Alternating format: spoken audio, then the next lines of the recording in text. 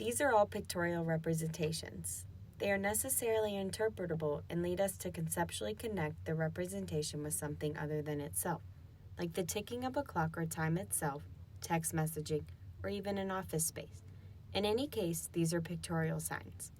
Not unlike doorways, thresholds, or corridors, they are entry points to, and sometimes checkpoints between, the different conceptual ideas in which they represent. This is The Human Condition 1, the entry iteration in a series by René Magritte, dated to 1933. This piece, like all works, figures, and presentations of art, also have many pictorial representations, or signs. Not all signs are pictorial. Anything that is perceptible to sensory interpretation is to be considered a sign, otherwise categorized by semiotician Charles Sanders Peirce as the representamen. A semiotician is a practitioner of semiotics, the study of communicative representations, their relaying of information, and their interaction. In other words, it is a language of signs that is imperative to art historians, as it, to quote Norman Bryson, defines the factors involved in the permanent process of sign making and interpreting, and the development of conceptual tools that help us to grasp that process as it goes on in various arenas of cultural activity. In other words, semiotics defines the presentation and digestion, consumerism, and the aestheticization, if not also the commodification, of signs, or in the case of art, pictorial and sculptural representations. Semiotics defines what a viewer obtains from art. Specific to this series of La Condition Humaine by Magritte is the semiotic quality of context. Context, in reference to Iqbal, is the compiling of determinants or factors which constitute the pictorial representation as it is, not unlike an influential atmosphere. Approaching art from an artist-oriented context is more or less upon what this series is commentating.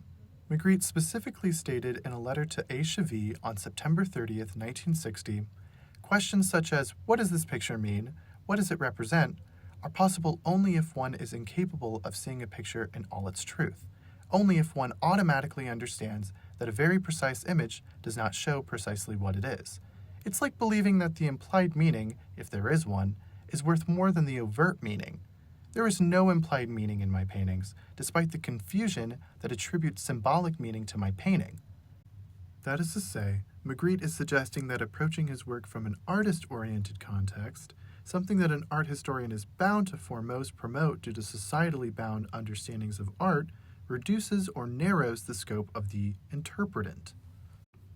The interpretant is related to the representamen, or sign, in that it is the mental connection between the representamen and the object, or through which the recipient forms the object, otherwise categorized as the discussable portion for which the representamen is standing in.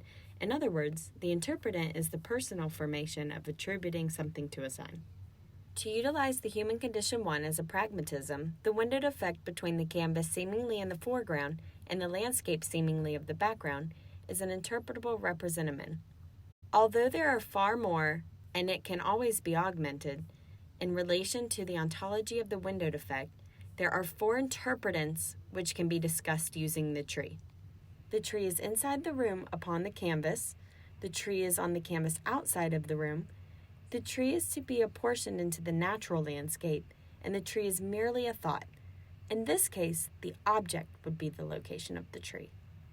However, the artist-oriented context would see the domineering question to be the meaning of the tree as opposed to the analytical interpretation of the tree's position. Therefore, Magritte is subverting conventional iconicity by presenting conflicting pathways which question the reality of something, and in doing so, he is also suggesting a sort of meta-narrative, which broadens the context of the interpretant by not necessarily interpreting the representamen of the piece other than in respect to itself. That is to say, the reality of the tree is questioned, and Magritte would rather emphasize that than what the tree means in relation to himself. He is stating not to attach the context of the representamen to himself, because that limits the number of mental connections or interpretants retrieved from his works. If nothing else, this anti-realist approach suggests both the surrealist agenda of automatism, or the avoidance of conscious intention within the production of art, as well as Magritte's personal understanding of semiotic context as it has become primarily artist-oriented.